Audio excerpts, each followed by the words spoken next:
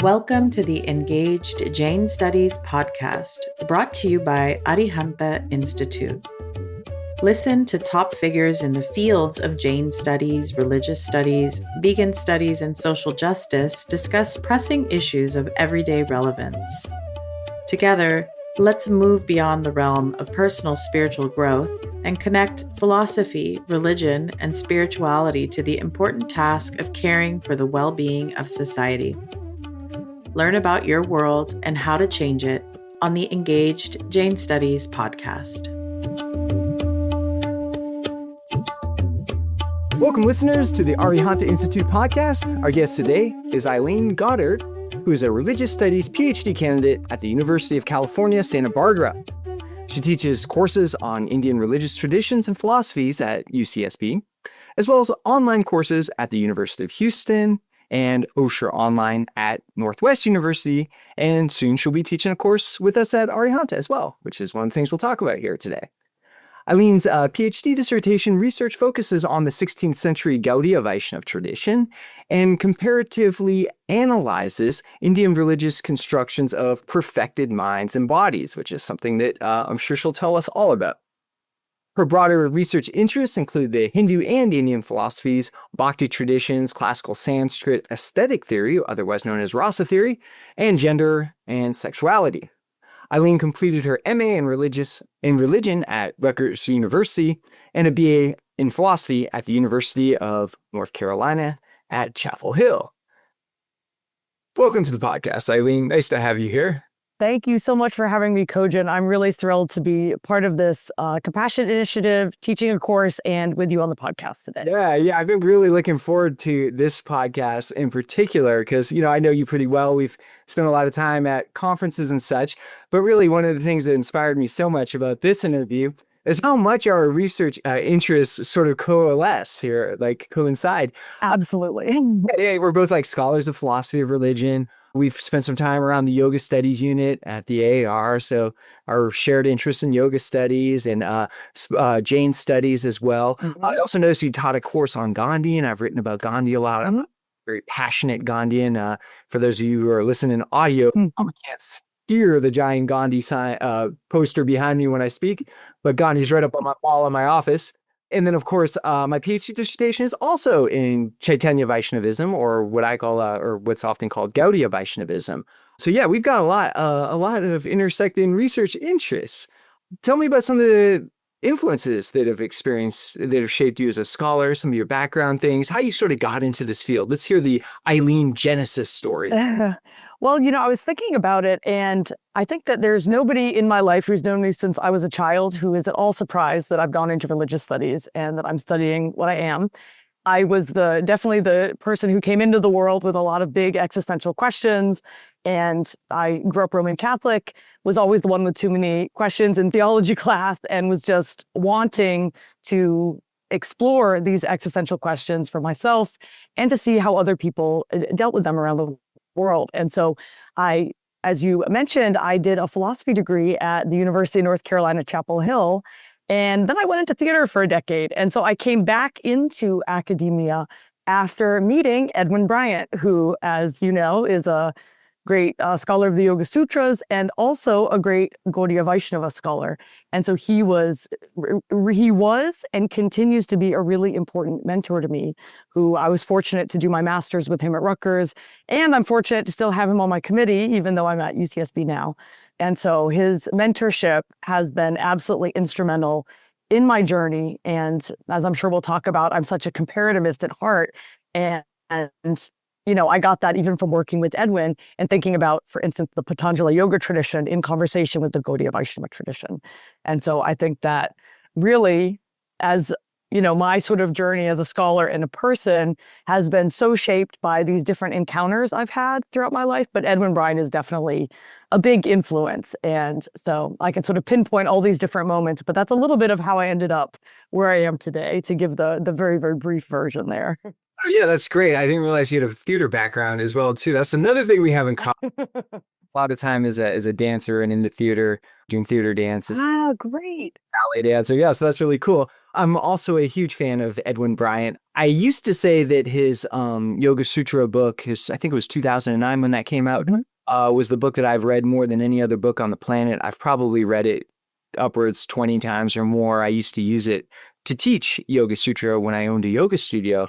So I can totally appreciate where you're coming from there. Edwin Bryant is a formidable scholar, and that intersection between yoga and Gauḍīya Vaishnavism is really, really interesting. Was there anything specifically in your philosophy background that interested you? Were there certain questions in epistemology or any thinkers that particularly inspired you, or that you maybe intersect with your Gauḍīya Vaisṇava research? Well, it's interesting because as I've been talking about a little bit, I've always had this interest in philosophy, but I think that in a lot of ways, my turn towards Hindu philosophy or Indian thinkers is because I wasn't fully satisfied with Western philosophers, and I think that also studying philosophy, something that I often have to defend myself against, or that I find people bring up, it's like, what is that? It's so abstract, so disembodied, these big philosophical questions, and what does that have to do with real life? And I always like to push back on this.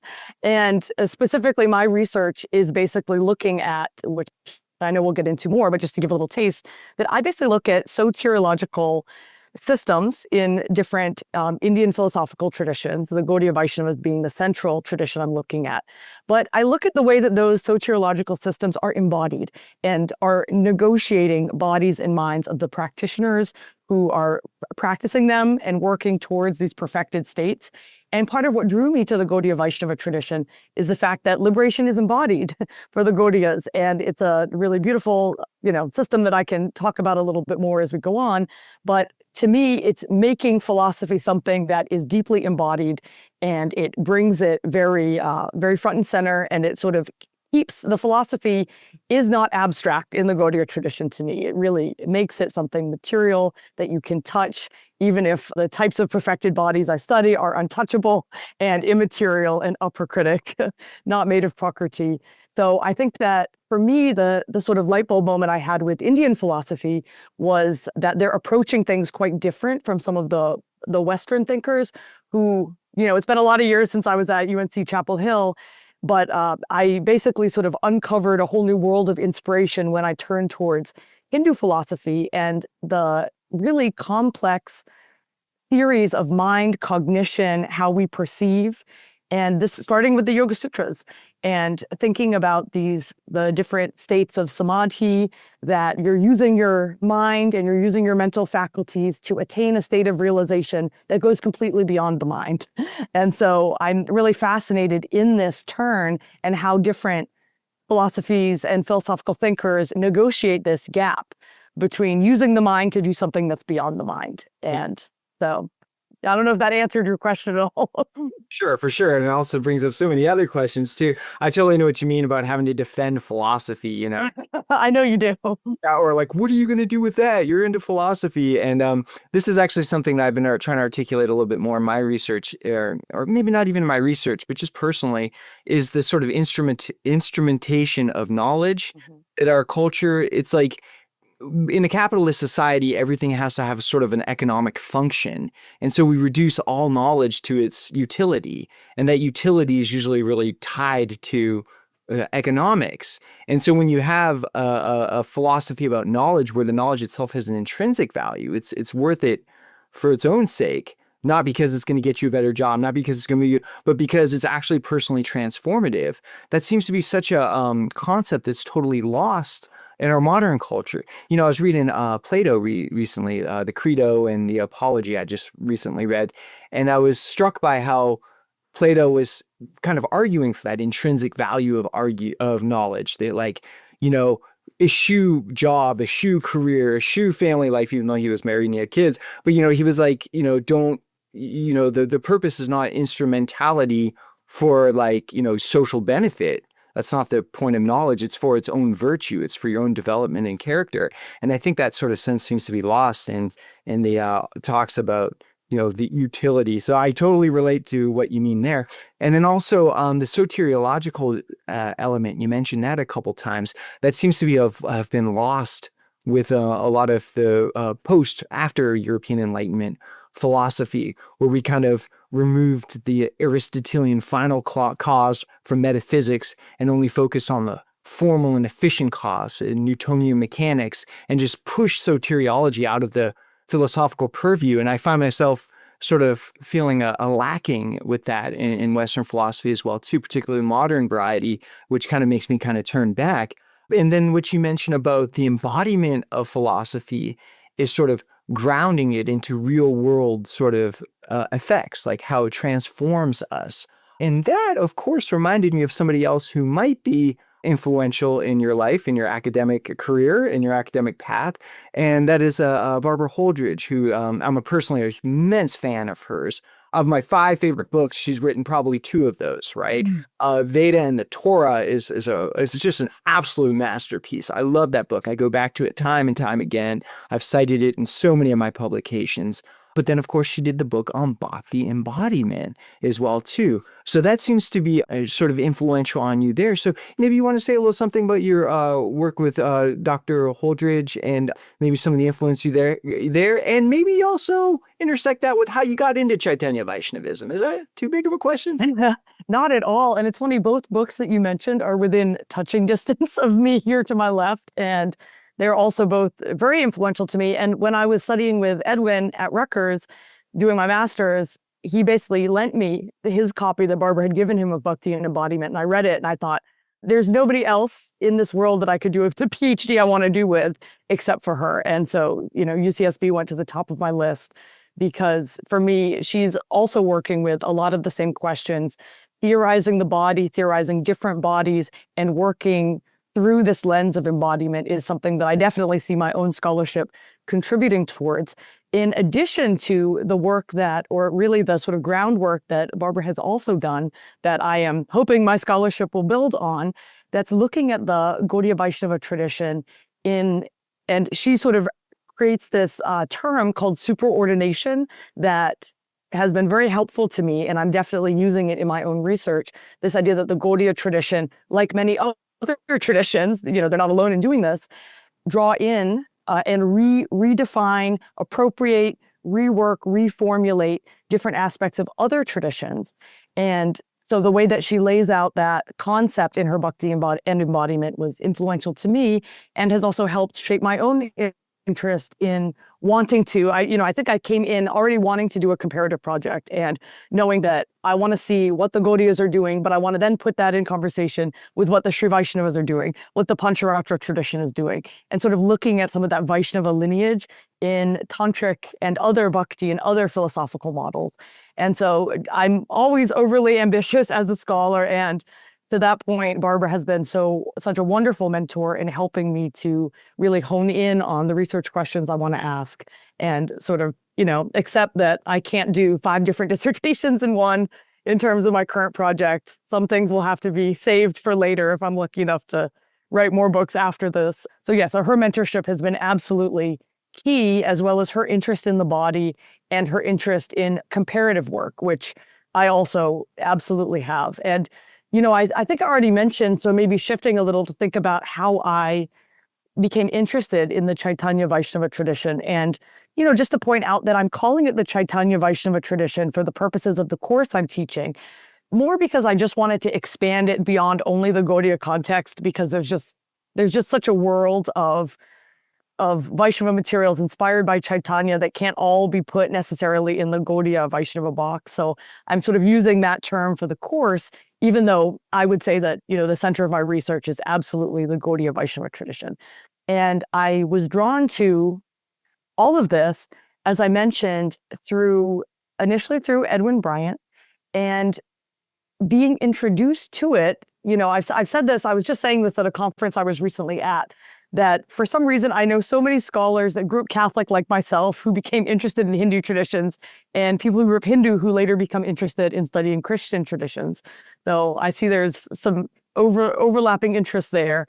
But for me, I just always felt drawn to Hinduism, and I was definitely sort of pointed in the direction of Gauḍīya Vaiṣṇava tradition through my contacts with Edwin and with other people who I met through the whole Rutgers universe. And I think to me, I just felt drawn to it. And Partly because there is so much rich philosophical writing in the tradition.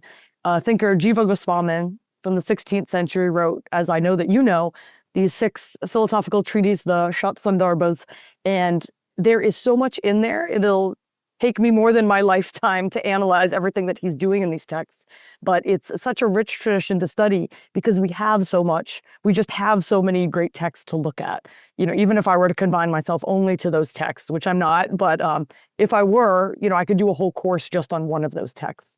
And so I think that my interest in the Gauḍīya tradition comes from it being especially drawn to work around Hindu traditions, also partly because of a trip I was fortunate to take to India, to Vrindavan. That was my first contact with India, was going to Vrindavan, and that is the center, the home to the Gauḍīya Vaiṣṇava tradition, and I loved it. I had such a personally transformative experience there, and there's no looking back. I knew that's what I wanted to study, and so you combine that with such rich philosophical materials, and I just can't imagine doing my project and researching anything else at this point.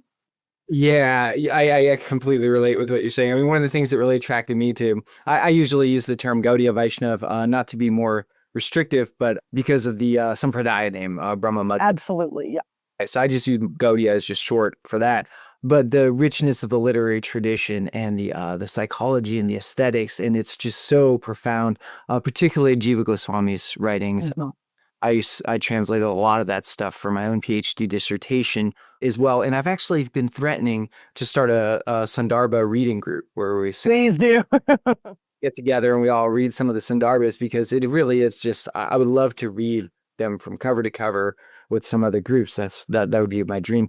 Also, I've been threatening to write a book on Pancharatra for about a decade too, and it's cool to hear that you're interested in that too, because the Pancharatric foundations for Vaishnavism is really an important way to understand where all of this stuff is coming from. Absolutely. And I also like that you mentioned Holdrege's idea of superordination. Actually, she coined that term, as far as I know. It's something that, I used to say something like domination through inclusion or something, where it's like you sort of like put your tradition as above, but without rejecting other traditions, but sort of incorporating in that. And I never had a good word for that. But then when I read Holdrege's superordination, I've been using that word as just kind of part of my daily lexicon as well, too. And if I could maybe get into some of your other interests now, you also have some stuff on sexuality and gender on your CV. And this reminds me of this statement that, just like very, very brief statement that Holdrege mentions in Bhakti embodiment, where she says, actually, the Caitanya Vaiṣṇava tradition is a lot like modern, I'm paraphrasing here, I don't actually. It's a lot like modern feminism in the sense that the Caitanya Vaiṣṇava tradition sees a division between gender and the physical body, right? The sexual nature of the physical body. But she said that, maybe to paraphrase Judith Butler or something, that gender is a social construct based on the facticity of sex, right? Of physical sex. And that gender is the social construct as if we're not really real. It's just constructed, right? Whereas the physical body is the facticity, I think is the word that Butler uses. And that was Butler's. But what Holdrege said that I thought was so profound, she kind of turned it upside down. She said, actually, for the Caitanya Vaishnavas, it's actually the body that's not really your real identity. Mm-hmm. Because as you're reborn, you got male body this life, female body, maybe non-binary body, whatever, in your lives, but really your essential nature, your internal identity, your siddha deha, is actually gendered in a way that's eternal in its relationship to God, to Krishna. Mm-hmm. And I thought that was just such a profound insight, that sort of ability to see that. And I just kind of, I really cited that a lot. So I was wondering if you might want to talk a little bit about some of your research in Gauḍīya Vaishnavism and or some of the things that you're doing in gender and sexuality, if that's a good. Absolutely. I think this is also something that really drew me to this tradition, or a point that once I sort of realized the complexity of embodiment, the complex schematic of embodiment that the Gauḍīya tradition is working with, that I have just been wanting to research more and more into this. And so maybe to give a little bit of a background for people who might not be as familiar with the tradition. So the Gauḍīya tradition is a Bhakti tradition that centers around the relationship between a devotee and the Supreme Godhead Krishna. And the ultimate expression of that relationship, as you know, takes one of 5 types. And these types do have this inherent gender to them. And as you point out, and as Barbara has also pointed out in her work, this ultimate identity that can be realized is totally distinct from one's normative, biologically sexed and or gendered body that one is in. It has nothing to do with that. And often there are many tales specifically of male Brahmins being reborn or realizing themselves as gopis, young cowherd beloveds of Krishna. And so I think that I'm especially interested in what's known as Madhurya Bhakti rasa, or this flavor of divine love that can be developed for Krishna, that one realizes oneself as a gopi. And I see that definitely throughout the Sandarbhas, I researched Jiva Goswamin, also Rupa Goswamin, and my work really centers around the 16th century. In later centuries, there were specific debates about this. For the purposes of my dissertation, I'm not really getting into those debates, but definitely there have been competing thoughts that someone who realizes themselves as a gopi, whether or not it would ever be appropriate to express that while one is in a certain type of biologically sexed and or gendered body. If you're presenting to the world as a male Brahmin, for instance, at least according to Jiva Goswamin, it would be inappropriate to be acting or living as a gopi. And I'm really drawn to this, to understanding this question more. My research is still developing around this. But I think that what the Gauḍiyas are doing is really something very complex with gender and very interesting to me. That exactly that, this idea that there is gender beyond normative types of embodiment that can be realized, that is divine, that is connected to divine love for Krishna. And that, again, for the Gauḍiyas, this often gets complicated in prakritic bodies that we have. And so how they negotiate this is a point of ongoing interest to me. And again, I do think that the theorizing around gender that the Gauḍīya tradition does, I'm very interested in gender categories that are not the binary of male, female. I'm very interested in other gender categories. And I think that the Gauḍīya tradition definitely sets up some ways of complicating that standard binary that's, very interesting to me. I'm still developing my research on that and looking at some of the strategies and the ways that this is talked about. But it certainly is something that is unique and that I have not seen in another religious tradition to this extent. And so, TBD on some big research conclusions there, other than I also am absolutely fascinated by that and agree with Barbara Holdrege's research that the Gauḍīya tradition does construct these gender categories that gender can be a perfected type of realization that is totally separate from one's normative body. So so maybe I'll stop my comments there, even though I could probably continue rambling about this for 20 more minutes. Yes, please. This is very interesting. I also like the way you talked about binary gender. This is sort of like a big part of our modern discourse, this big binary nature of gender.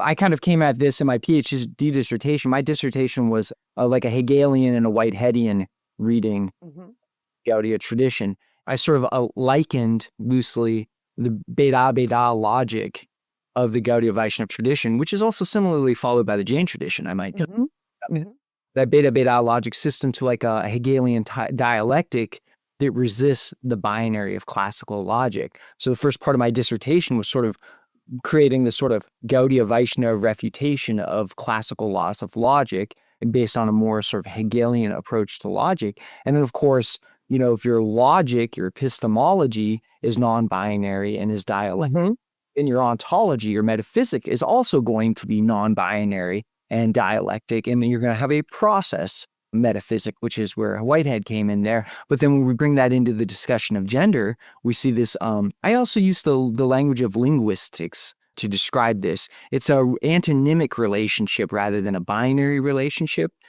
That means like male and female is an antonymic relationship, which means it's based on a spectrum, what's called contrariety by linguists, right?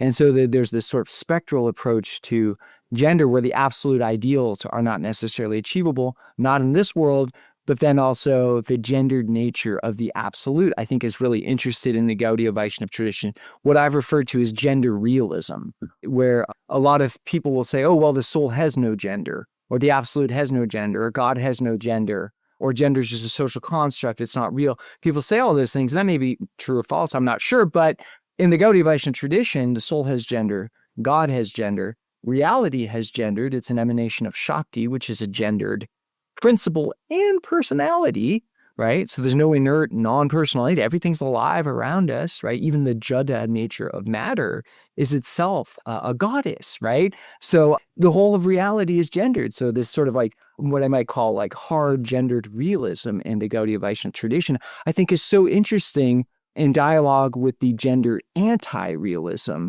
of modern discourses on gender, where gender's not real and it's just a social construct and such.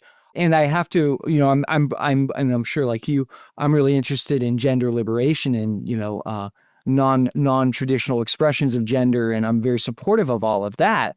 I would like to think that the notions of gendered realism could be as liberative as notions of gender anti-realism. And so I was wondering if you had any thoughts maybe on how that idea of gender might engage in modern like conversations. Like, how do we understand that? Like, what does that mean in a world where gender liberation means gender anti-realism? To have like a tradition where it's like, actually liberation is realizing your true gendered self. It's such a fascinating thing. Do you have any thoughts on that? Well, I think that's something that for me, you could feel free to disagree with me, but I feel like in a way, the Gauḍīya tradition sort of explodes gender categories open in a way that I really like. And, for the record, for those who aren't familiar with this, Caitanya himself is considered to be the embodiment of Radha and Krishna in one body. And so, again, I think that there's that with this idea of this gender realism, basically that different bodies and levels of realization are operating simultaneously at various levels. And I sort of actually like the fact that we can't sort of neatly tie it up with a bow, or I like that sort of ambiguity.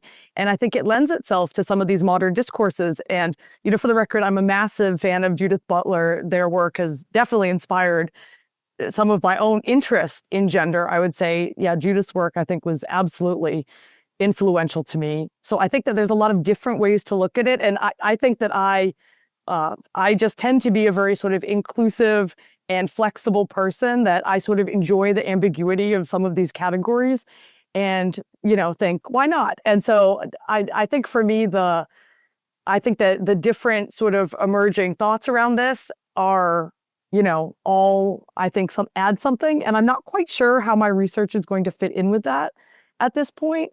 But for me, the Gauḍīya tradition is exploding some of these categories and doing something that we can't tie up with a neat little bow. And I love it. I think that it's a really rich place for further research, and I hope to spend many years to come doing so. Yeah, I hope I don't get in trouble for saying this, but I've often said that Gauḍīya Vaiṣṇava theology is queer theology par excellence, because Interesting. completely queer. There's no gender binary there. It's all fluid and very complicated and very hard to even try to ask yourself the question, is God male?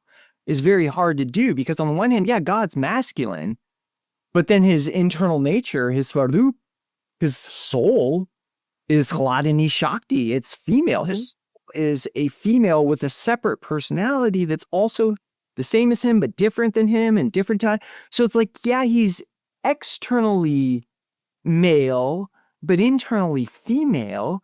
And then, but he's definitely like male, like he's Krishna, he is he, but then like, it's not a binary he, it's not, he's he as opposed to she. He's a sort of he that also includes and incorporates his she-ness, his femininity. And even if we can say like he's definitely more on the he side, then Chaitanya gets even more complicated, because it's like, he's the embodiment of Krishna and Radha. I mean, I don't know if the modern parlance of transgender is appropriate here, because it has so many other connotations. But when somebody is one gender externally and another gender internally, is the proper? I mean, is transgender too strong of a word to use there? I've often wondered that for myself. And then just to kind of put a finer point on something that we've touched on for listeners. The Gauḍīya Vaishnavas believe that there's a sadhaka deha and a siddha deha, right? And that the sadhaka deha is just the body that you're born in that's doing your religious practice, right? And according to Caitanya Vaiṣṇava tradition, it should be yatavastita deha, right? It should follow proper moral norms of conduct. Even though the absolute is envisioned as sort of an erotic absolute, but because in the process of cosmogenic emanation, the erotic nature of reality sort of reverses, it inverts, and then it kind of turns inside out. So it's this like pratichaya, like this shadowing, and this abhasa, and this reflection that happens, so that the eroticism in our material universe is actually a reversed opposite of the eroticism in the spiritual world, such that sensory indulgence here would lead us down the wrong spiritual path, versus the Supreme itself is highly erotic. And so the Gauḍīya Vaiṣṇava vision is basically that vision, and the process of emanation creates a sort of soteriological roadmap to lead you back to Godhead, from which we've all originated, or actually not even originated. We exist there eternally, and we kind of discover that self there as a siddha deha, as a spiritual body that will be engaged in some particular service to Krishna and Radha, to the divine moiety. And the best way to envision this is that you actually are a servant of Srimati Radharani, of Radha, who then serves Krishna. And then because we're a very small spark of Ananda, right, of bliss, our own spark of bliss can only get so big. But then when we're in the proximity of the loving relationship between the Supreme God and Goddess, bimodal monotheism, it's been called, where God is both one and two, both masculine and feminine at the same time, the same place. When we're in the vicinity of their loving relationship, then our own limited ability to feel love intensifies. And so that's the sort of mystical vision that one gets. And so we could be a male in this body following traditional, like maybe even gender roles here in this body. Certainly, they're an aesthetic tradition, an ascetic tradition in the sense that, you know, encouraging desexualization of the physical body, intensifying your spiritual eros, which is very different than the worldly one. But then you can be in this masculine body following like conventional norms, but then inside what your essence is actually maybe even a little gopi, a teenage girl who's in love with the drama, the loving stories between Radha and Krishna. It's all just really, really fascinating. The gender, the sexuality, all of that. It's encompassed here. It's an infatuating worldview at the very least, and very, very. How is this all kind of taking shape in your research there? So the project that I'm in the midst of, the dissertation that I'm writing, it's basically placing the early 16th century Gauḍīya Vaiṣṇava theory of the Siddha Deha, or this perfected body, which is initially for practitioners realized in meditation, and then ultimately realized in Krishna's transcendental realm, Goloka. So it's placing that theory in, and that Siddha Deha soteriological model, that's really the model of soteriology that, according to the Gaudiya tradition. So it's investigating that model, and I'm going to be going into a lot of these issues around Madhurya Bhakti rasa and exploring that and some of these gender and sexuality considerations. But I'm wanting to place that in conversation with some of the other traditions that the Gaudiyas are drawing on, including Patanjala Yoga and their soteriological model of realizing the self in separation. And then to the Advaita Vedanta tradition, I'm looking only at Shankara, because again, that's an ocean of materials, and looking at his model of jnana realization. And then third, I'm placing this model in conversation with the Sri Vaishnava tradition, in which the 12th century philosophy of Ramanuja is embedded. So I'm looking just at Ramanuja and looking at what he's doing in terms of soteriology and thinking about different types of perfected realization that are also often gendered. So I'm looking at the model of Vishnu as, I'm looking at the sort of relational models of a bhakta with Vishnu, according to Ramanuja, and how one realizes that. And in some of the writings, some of his bhakti writings, we get into these accounts of these nitya siddhas who are with him in Vaikuntha. So I'm looking at these models of perfected bhaktas who are with him in his transcendental realm. And then I'm also finally looking at the Pancharatra tradition. And I'm looking, again, I have to narrow each of these down so much to really do this project in a single lifetime because, it's so vast. And so I'm looking at some of the ritual Pancharatra texts and the way that Divya Dehas are generated through ritual practice, these divinized bodies identical to the deity, that Gaudiya thinkers rework some of these concepts and superordinate them within the Gaudiya context. So I'm definitely interested in basically in how all of these traditions are dealing with this question of constructing perfect minds and bodies, and especially interested in this question of how different embodied states can be synonymous with these states of realization that are ultimate. And so that's really the project that I'm working on. And again, it's, we'll see. I was just telling you before we started this recording, I'm hoping to do it in 2 years, but, we'll see. We'll see how many years it actually takes. So that's sort of the project that I'm working on right now. Yeah. Wow. That is rich. You might be a contender for one of my favorite books, right there next to or Bhakti embodiment. And your book on this topic, what you've just said there is like, that sounds like such a rich and enjoyable read. Wow. I'm really, really eager to see what you have to say about that. On the surface, let's kind of tease that out a little bit. So on the surface, the soteriological model of Yoga Sutra seems to be one of like separation of Prakriti from Purusha, material self from the eternal spiritual self, realizing your Svarupa, your essential nature, is non-material, right? And then having a state that is like Kaivalya, which seems to be like spirit alone without being sort of having the consciousness externally pulled out into Prakriti, right? It's this kind of division. I did notice, I think in the third chapter of the Yoga Sutra, there is, I think it's the term Sharlida or Deha comes up in the discussions of the Bhutis, of the siddhis and the magical powers.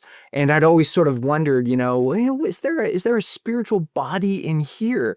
And then Advaita Vedanta obviously is a dissolution of all of the illusions of separation. So Yoga Sutra goes all the way into like separation. Advaita Vedanta is kind of the opposite. It's like there is no separation. It's all just an illusion.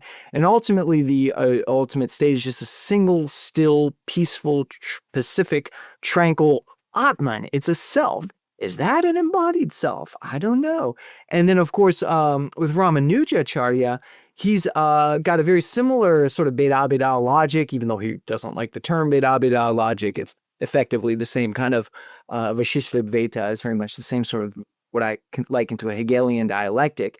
And then his sort of vision is an embodied, so is that an embodied soteriology where one realizes one's service to Vishnu, Narayana, and Lakshmi, and then the Pancharatric construction of the Divya Deha, the divine body through the Panch, is if it's a construction or if it's a discovery. I guess that's the point of polemic. Is it discovered because it's already inherent, or is it something that's constructed through ritual? Personally, I think if something's eternal, it doesn't make sense that it would be constructed by what happens in the material world, but that's a topic open to debate. So I guess what I'm interested here is these seem like they're certainly very different soteriological models, and you use them in the language of embodiment, and I'm kind of intrigued on that. So like, what is Yoga Sutra embodiment, Advaita Vedanta embodiment, Ramanuja embodiment, Pancharatric embodiment, and how does that dialogue with the Caitanya Vaiṣṇava, Siddha Deha, Sadhaka Deha, practitioner body, eternal spiritual body, sort of dichotomy? Great question, big question. And I'm actually going to start with the Gaudiya perspective on this, or what I've been researching in terms of the Gaudiya tradition. And the sort of point of fascination for me, all the way back when I was working with Edwin, and this point that I really got stuck on that has basically inspired my entire dissertation. And the point is that, in the Sandarbhas, Jiva is very clear for both Jiva and Rupa that meditation is a really important practice. You need to do visualization practices, do different types of meditation practices, and there are different schematics of this that are outlined in various texts. But I'm really fascinated by the way that Jiva outlines meditation as a 5-stage smarana system in his Bhakti Sandarbha. And what I take from the way that he outlines that system is that there's an initial stage where you are meditating and your mind is doing all of the work. And so your mind is doing that constructive work of, for instance, visualizing Krishna in Goloka surrounded by his bhaktas. And you're doing this, your mind is sort of doing the visualization work. However, what I am arguing is that Jiva also sees that there's this moment where this gives way to direct cognition of Goloka, to the sakshatkara of Krishna in Goloka, where you are no longer, the mind is no longer doing any work, but the mind is transcended such that Krishna basically opens a window into Goloka through which you can cognize what is actually happening there in eternal time. And so to me, this question of how do you move from this one stage to the second stage, how does the mind know what to construct? This is sort of this point of question of this, raga that I'm cultivating for Krishna, the work that my mind is doing. The sort of point that I got really stuck on in my master's was, is there a continuity there, or this sort of disjuncture where the mind is working and all of a sudden it's Krishna's grace? And, I think that there absolutely is this progression that happens throughout the sadhana systems that are laid out by both Jiva and Rupa, that one has to start doing the work, which is going to then be complemented by Krishna's grace. And one of the ways that that grace manifests is offering you this window in the most advanced stages of samadhi, the highest stages of meditation, if you're lucky, that Krishna will basically open a glimpse into Goloka. And so for me, it's understanding that moment where the work of the mind gives way to direct cognition. Understanding that moment across these traditions is really my point of obsession here. So it's looking at how that is then schematized in these various traditions, which all are doing something, even though they're so different. There's a similar thing that's happening there, where the effort of the mind ultimately transcends the mind, such that a different kind of realization occurs that's beyond the mind. And so I'm really fascinated by this moment that is theorized a little bit differently. The traditions are not, as you mentioned, all interested in this in the same way. And as you mentioned, if we just look at the Patanjali yoga tradition, for instance, it's, ultimately there's sort of a final samskara, this sort of suppressant samskara that occurs, that after that, there's no more samskaras, there's no more mental activity. The final sort of bit of mental activity suppresses all further mental activity. And so we sort of get a very clear idea here that the psychophysical faculties of the body and mind are being transcended in order for Purusha realization to be realized. So I'm really digging into, though, this particular moment, which, there's no way I'm going to be able to go into all the research here, but that's really the moment that I'm interested in, of where embodiment gives way, the embodied faculties give way to a type of cognition, a type of realization that is beyond them, but is sometimes still experienced by them. In cases of Jivan Muktas, there's different theories of this, depending on the century you're looking at, whether this term is used, Jivan Mukta, for someone who is realized, but still embodied, still has the body, and how they negotiate that. What do you do with still having a body if you have this level of realization? So, there's so many rich arguments happening across these traditions that, again, I'm having to confine myself to such a degree in order to make this possible to do in the next couple of years. But that's really the moment that I'm digging into, because the minds and bodies are implicated in all of these moments. And how do these traditions negotiate that is really the question I'm interested in. So maybe I've just sort of posed the question and not given much in the way of answers. Yeah, well, sometimes the question is more important than the answer, right? That moment when the mind uses the mind to transcend the mind. Right. I was very interested in this in my PhD dissertation, in my book in particular, but I did much more on my epistemology in the dissertation. The way I tackled the problem, again, was through the Bheda logical system of a dialectical logic system in conversation, or refuting a binary logic system. Like the binary classical system predicates self-evident axioms. And then from a self-evident axiom, you can get logical inference so that your conclusion will be correct. We all know this from the Nyaya system, the fire, whatever. But the problem with that, I think, from a Bheda, and from actually the model that you're describing, is that sort of self-evident nature of axioms, that foundationalism, that logical structure called foundationalism, is sort of epistemological arrogance. Mm-hmm. And when you look at the centrality of humility in the Gauḍīya Vaiṣṇava tradition, Trinadapi Sunicena, etc., that's actually an epistemological humility as well, too, where we, and to me that's described as like maybe what Quine would talk about is epistemological fallibilism. That is the idea that we stumble along the best we can, and as we get data, it sort of causes us to sort of refine and relook at other points of data that we have in a web of data, a fallible web of data, where it's all getting better and better and better all the time every time you get a new piece of data. There's no epistemological certainty, and there's no basis for a foundation on self-evident axioms. It's actually epistemological humility because it's an acknowledgement that all the data you have is fallibilistic up until a point. And maybe that's the point that you're talking about here, the moment where Krishna opens the window, I think you described it at.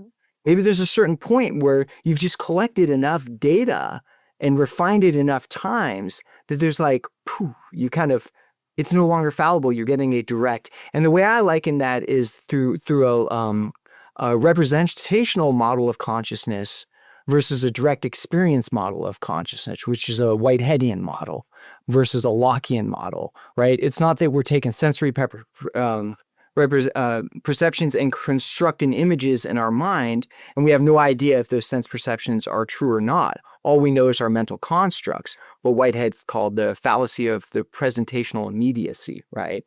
Actually, with Whitehead, this whole thing starts with causal efficacy, that we actually have a direct contact with sensory perceptions, and that's a direct contact. So there's, I liken that to a, as you're moving along from on your epistemological fallibilism, as you get better and better and better, your knowledge gets less representational.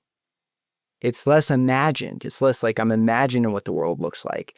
And it becomes more of a direct experience of the world. And so there's like this sort of spectrum of contrity there too. And I found the language of Whitehead and Hegel and Locke, all of those to be, I just didn't have the language to speak about that in English without using that sort of parlance. But that really is a very interesting question. Like at some point, and I think that's a bigger spiritual question. Like, how do I know my spiritual experience is real, not just my own mental fabrications? Because the stake here is that we end up worshiping our egos, right? And that's very, very important. So what a profound explanation that you have there.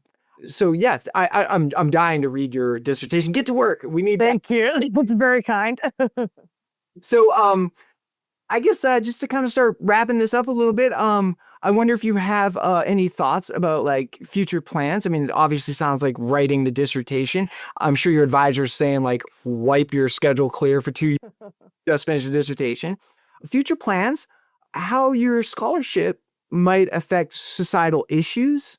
I know that you're very passionate about the concept of compassion, for example. You obviously have a voice of social justice within your work. And how you might see like your future plans and maybe your future scholarship sort of affecting community engagement or maybe some broader social impact of that. Thank you. That's a big question. And maybe I'll address a few different parts of it. And the first is that, my future plans, I have found in my writing and research process thus far, I'm no expert, the real importance of staying in conversation with people. And so for me, I think attending conferences, especially ones that are really engaging specialists in my field, has been so important that my research is certainly at its best, like I think many of ours is, when we're in conversation with others. I'm at this point in my career that I am due to people's mentorship and generosity with their comments, thoughtfully reading my work, giving feedback. And so I know that continuing that conversation instead of being trapped too much in an isolation chamber is very helpful to me and is what continues to help shape me as a scholar. So I hope to continue doing that. And in terms of social engagement, and absolutely with compassion, and maybe I can also, before we wrap up, say a little something about the class syllabus that I'm planning for this. So, as a Bhakti scholar, what I think is really interesting is, and what I'm really grateful to be able to contribute to this series of courses that are being offered on compassion, is the Bhakti perspective on ethics and the fact that divine love is centered. And, we'll see if I go through the sort of syllabus of my course, but how compassion is seen not as something that you need to cultivate separately, but something that's going to happen as an extension of one's continuing development of divine love for Krishna. And so that's absolutely centered. And compassion is almost a byproduct. And so, throughout the course, I'm sort of going through the Gauḍīya Vaiṣṇava cosmology, philosophy, and looking at how we see these three different aspects of Krishna that are omnipresent, that are everywhere.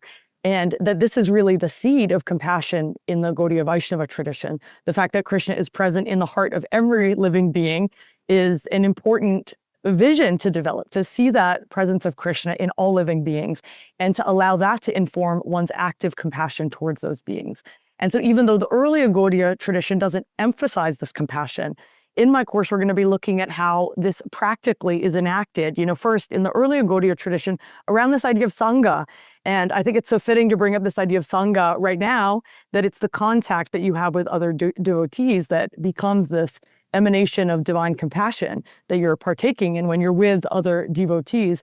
Because I've just been now outlining the importance of the academic Sangha and of, the communities that we're in, or this importance of creating community and being drawn into that community and being inclusive in bringing people into that community. And so for the course, I'm really excited to explore all of these different issues.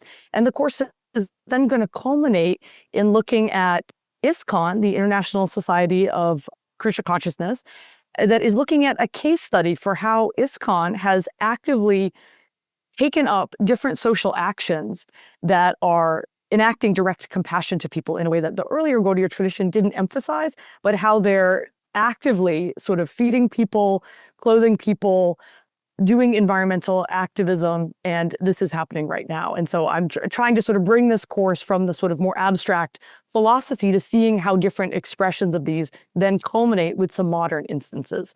So that's what I'm hoping to do. And yeah, for me, this idea of compassion, like I mentioned, it's all about inclusion, or including everybody in this big overarching us.